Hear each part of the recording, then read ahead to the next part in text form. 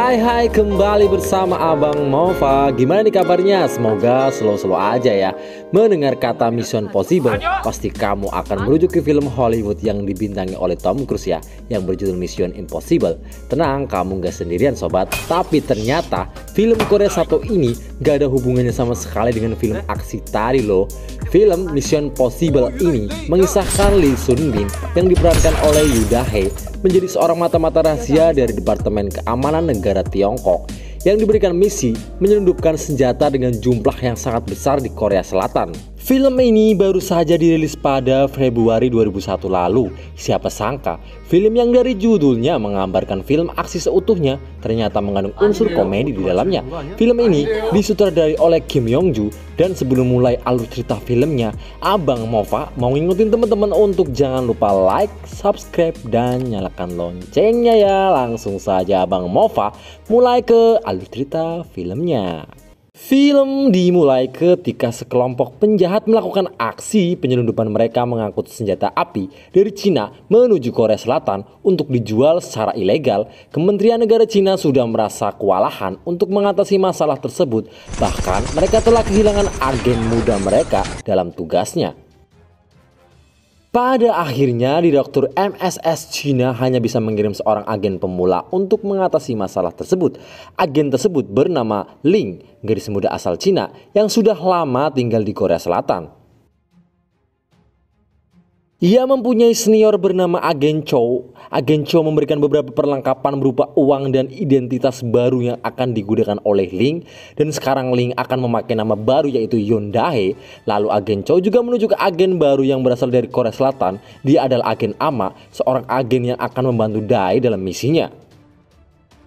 Setelah mereka bersepakat, Agen Ama pun mencari tempat sewa yang akan dijadikannya sebagai markas sementara. Agen Ama menemukannya dan orang yang akan menyewakannya yaitu Sohan, seorang detektif swasta yang berisik, sangat menyukai uang, dan juga seorang fans berat idol Red Velvet. Alasan Sohan menyewakan kantornya karena saat sebagai detektif ia kurang maju, bahkan sangat sepi sekali. Lalu singkat cerita, saat Agen Ama pergi untuk mengambil uang tunai, tiba-tiba ia terlibat dalam aksi penyelamatan yang bisa dibilang cukup sepele namun berakibat buruk untuknya.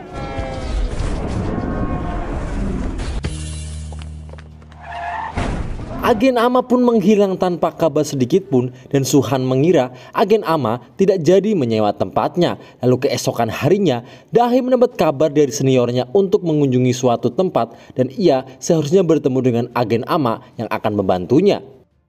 Lalu saat sampai di tempat tersebut, Da-hee bertemu dengan Sohan. Lalu terjadilah kesalahpahaman antara mereka berdua. Da-hee mengira Sohan adalah agen yang dimaksud Agen Ama, dan Sohan pun mengira bahwa Da-hee adalah anak buah dari Agen Ama untuk membayar uang sewanya. Namun ketika Da-hee menjelaskan situasinya, Sohan mulai merasa ada kesalahpahaman antara mereka dan dia menolak ajakan kerjasamanya. Da-hee pun sudah terlanjur menawarkan uang muka dan berjanji akan melunasinya jika misinya telah selesai. Sohan yang menyukai uang tidak bisa menolak dan pada akhirnya mereka berdua saling bekerja sama. Lalu ketika Da-hee menjelaskan rencananya, pemilik gedung tiba-tiba datang untuk meminta biaya sewa. Sohan pun langsung membayar uang sewa untuk 3 bulan ke depan dari uang yang baru saja ia dapatkan. Baru sebentar melanjutkan pembahasan lagi, datang seorang wanita lagi yang meminta bantuan Sohan untuk mencari anjingnya yang hilang. Sohan pun menolak karena ia merasa itu bukan keahliannya. Namun saat wanita tersebut menawarkan uang dan emas, Sohan berubah pikiran dan ia pun menerima pekerjaan tersebut. Balik ke pembahasan tadi, Da-hee menjelaskan target mereka adalah Park Du-sik, seorang pria yang menyelundupkan senjata api dari Cina ke Korea Selatan. Sohan terkejut karena seharusnya kasus besar seperti itu ditangani oleh polisi. Namun Da-hee menjelaskan bahwa polisi akan terlibat jika ada bukti, karena itulah sebagai agen rahasia ia harus menyelesaikan misi secara diam-diam. Rencana Da-hee adalah mengekstrak data yang tersimpan di ponsel Park untuk mencari bukti. Sebelum melakukan itu, mereka berdua harus menuju ke sebuah kafe bernama Tango untuk berlatih dan berbaur dengan orang-orang di sana. Sedikit info, Tango adalah kafe yang sering dikunjungi oleh Park Du-sik. Lalu Sohan meminta Da-hee untuk menggunakan gaun ala Tango, namun sayangnya keputusan tersebut kurang tepat karena tidak ada satupun orang yang menggunakan kostum seperti mereka.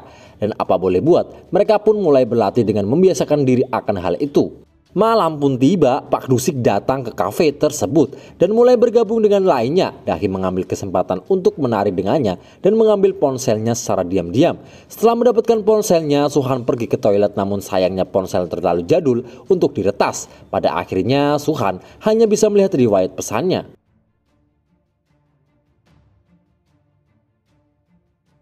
Suhan pun kembali dan secara diam-diam mengembalikan ponsel dari Pak Dusik. Beruntunglah mereka berhasil melakukannya ketika ponsel itu mulai berdering. Pak Dusik menjawab panggilan tersebut di luar kafe. Namun naas ia malah diserang oleh pria yang tadi kenal dan akhirnya meninggal dunia.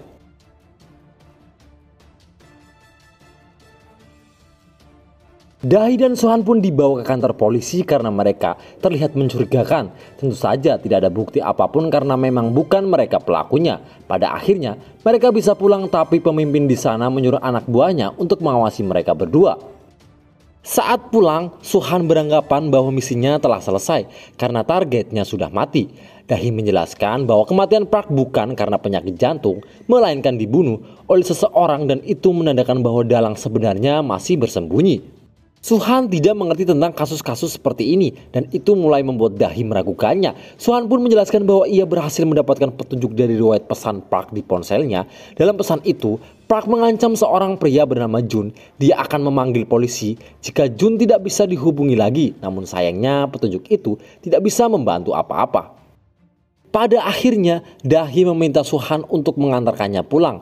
Di malam itu juga, Dahi bercerita kepada seniornya bahwa agen yang membantunya saat ini terlihat seperti agen gadungan. Senior yang tidak tahu apa-apa berkata bahwa itu memang kehebatannya, yaitu menyamar seperti orang biasa untuk tidak diketahui oleh siapapun.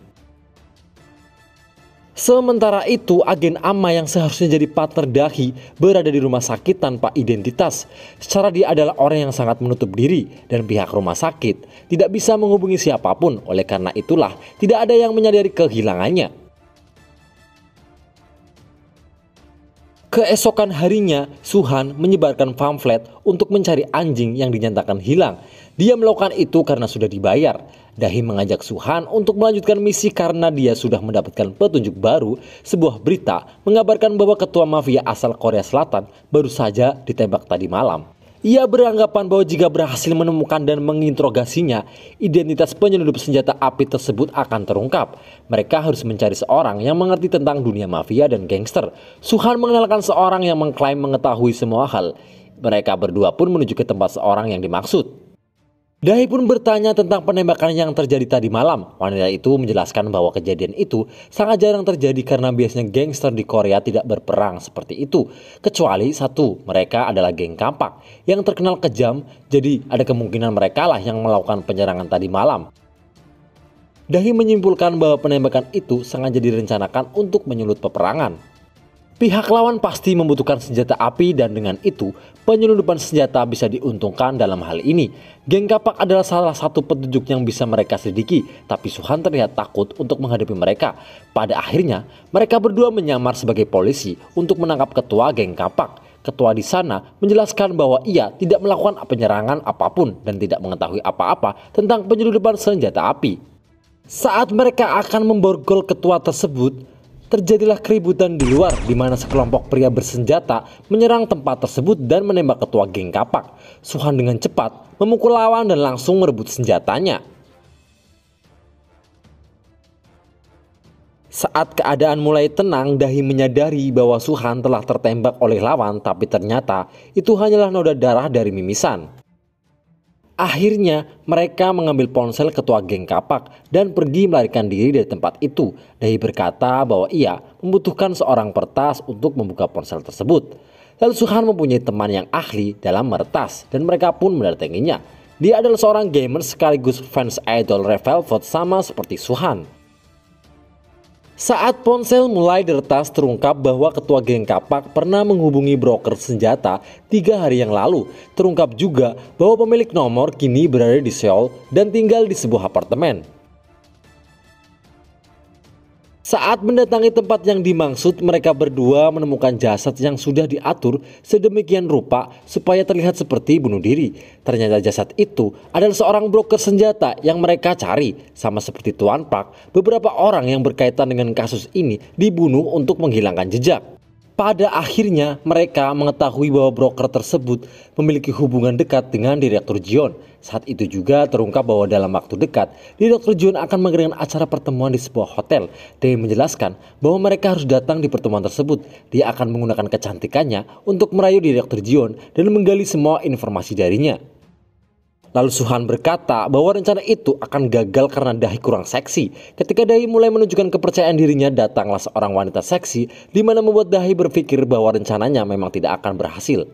Kemudian mereka akan memasang penyadap pada Direktur Jion. Di sisi lain, ternyata Badan Intelijen Korea Selatan sedang mengawasi Dahi dan Suhan. Wanita seksi yang sebelumnya menemui mereka ternyata seorang mata-mata yang sedang menyamar. Berpindah di tempat lain, saat itu Suhan datang ke rumah sakit untuk menemui putra temannya yang sedang sakit. Terungkap ternyata Suhan pernah meninggalkan temannya hingga mati dalam sebuah misi. Istri temannya mencoba memahami keadaan saat itu dan memohon agar Suhan tidak menemui putranya lagi karena berharap putranya tidak ingin menderita lagi jika mengetahui hal tersebut. Lalu sebelum pergi, Suhan menanyakan untuk terakhir kalinya kondisi putra temannya, dan istri temannya menjawab putranya akan baik-baik saja setelah dioperasi. Hari pertemuan pun tiba. Suhan dan Dahi datang ke pertemuan tersebut menyamar sebagai pasangan kekasih. Lalu yang bikin Abang Mova ngakak, jas yang dipakai Suhan serupa dengan taplak meja ditambah kaos red velvet yang sangat mencolok membuat Dahi semakin malu dengan Suhan. Ketika Jion muncul, mereka berusaha akrab dengannya dan memasang sebuah penyadap di bagian kerah. Tidak lama setelah itu geng Kapak datang ke pertemuan tersebut. Geng Kapak mengira bahwa Jion adalah dalang dari kematian ketua geng mereka di waktu lalu. Jion menipu mereka dan menjelaskan bahwa pelaku penembakan yang sebenarnya adalah Gang Buk. Dia sengaja membuat tipu daya itu supaya Gang Kapak mau membeli senjata darinya. Lalu terlihat dari kejauhan, Dahi mengetahui bahwa transaksi itu akan dilakukan malam hari. Di saat yang sama, keberadaan mereka terungkap ketika salah satu anak buah Jion yang hidungnya pernah dipatahkan oleh Suhan menyadari keberadaannya. Mengetahui hal itu, mereka berusaha kabur ketika anak buah Jion mulai mengejar, namun pada akhirnya mereka tertangkap karena tidak bisa berkutik ketika ditodong menggunakan senjata api. Saat diinterogasi, Jion berjanji akan melepas mereka berdua jika Suhan mau menuruti perintahnya. Perintah Jion meminta Suhan untuk membunuh semua petugas yang ada di kantor polisi terdekat, tapi Suhan tidak bisa melakukan itu karena istri temannya yang bekerja sebagai polwan berada di sana. Lalu Suhan menunjukkan keahliannya di mana ia menghabisi anak buah Jion dan membawa kabur mobilnya. Teman Suhan yang melihat kejadian itu langsung melaporkannya ke kantor pusat dan para petugas mulai mengejarnya sebagai tersangka. Suhan lalu kembali ke hotel untuk menyelamatkan Dahi, namun sayangnya Dahi telah dibawa ke tempat lain. Saat keluar hotel, Suhan pun tertangkap oleh pasukan khusus dan dibawa ke kantor polisi. Lalu saat berada di ruangan, petugas meminta Suhan untuk menghubungi Dahi yang dia ceritakan sudah ditangkap. Saat dihubungi, Dahi menjelaskan bahwa dia baik-baik saja seolah tidak pernah terjadi sesuatu. Namun ternyata dia sedang diancam untuk berkata seperti itu. Pada akhirnya petugas tidak percaya dengan Suhan.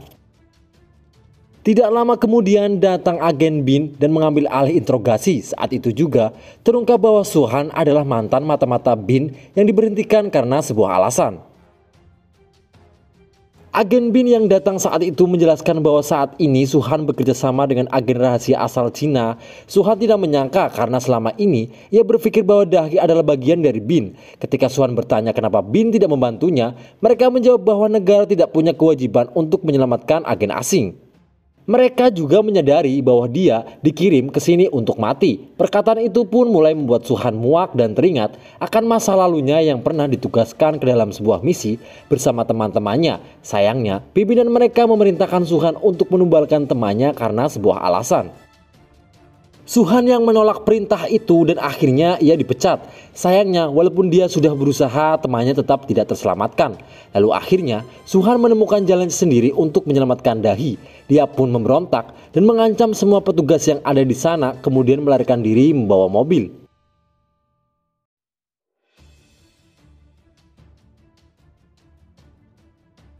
Saat di dalam perjalanan, Suhan mengingat-ingat kembali perkataan Dahi waktu ditelepon dan akhirnya menyadari bahwa Dahi sedang ditahan di suatu tempat. Dengan bantuan temannya yang seorang peretas, Suhan berhasil menemukan tempat persembunyian Jion.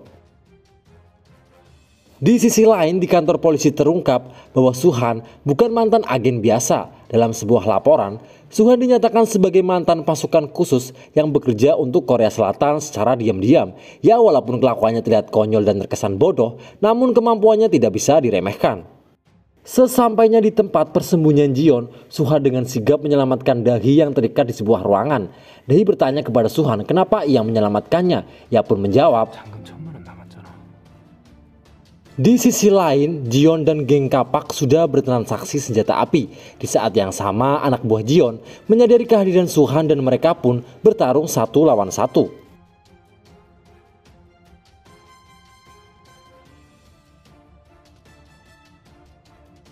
Mengetahui hal itu, geng kapak memanfaatkan momen tersebut untuk menguji senjata mereka. Begitu juga dengan anak buah Jion yang tidak bisa tinggal diam melihat keributan tersebut.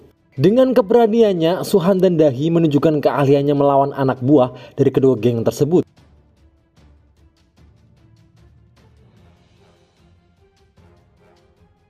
Dan pada akhirnya Jion berhasil ditangkap dan dijebloskan ke penjara.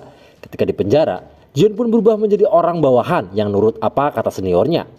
Singkat cerita, Suhan tetap di penjara walaupun sudah berjasa, mengingat perbuatannya sejauh ini agen Bin memberikannya kesempatan untuk bebas jika Suhan mau melakukan sesuatu untuk mereka. Awalnya Suhan menolak, tapi akhirnya dia berubah pikiran setelah ditawari uang dengan jumlah yang sangat besar. Apapun tugasnya, kalau sudah ada uang, Suhan menjadi yang terdepan, ia pun mensetujuinya. Sebelum menjalankan misi barunya, Suhan pergi ke rumah sakit untuk membiayai operasi putra temannya. Setelah itu, Suhan pergi menuju ke suatu tempat untuk membahas misi barunya. Dan ternyata, Suhan akan menjalankan misi gabungan bersama Yodahi. Dahi terkejut karena tidak menyangka bahwa Suhan adalah seorang agen sebelumnya. Dan yang lebih mengejutkan lagi, ternyata seorang wanita yang pernah meminta Suhan untuk mencarikan anjingnya adalah seorang informan. Emas yang dibawa saat itu berisi file penting yang seharusnya diserahkan ke agen Ama, tapi semua jadi berantakan karena agen Ama mengalami kecelakaan dan ia sekarang lupa ingatan. Kabar buruknya, Suhan telah menjual emas itu dan akhirnya mereka berdua harus mengulangi misi tersebut dan pergi ke Rusia untuk mengumpulkan informasi baru. Mereka berdua dikirim ke Rusia sebagai pasangan kekasih menggunakan sebuah kapal. Namun sayangnya, mereka tidak pernah menyangka akan dikirim menggunakan perahu nelayan menuju ke Rusia. Dan itulah film Mission Possible yang mengisahkan dua agen rahasia yang berhasil menangkap pelaku penyelundupan senjata api. Terima kasih buat teman-teman yang udah nonton sampai selesai. Jangan lupa like, comment, subscribe, share, apalagi ya. Ya pokoknya itulah biar kalian gak ketinggalan video baru dari Evumi Mova. Bye bye.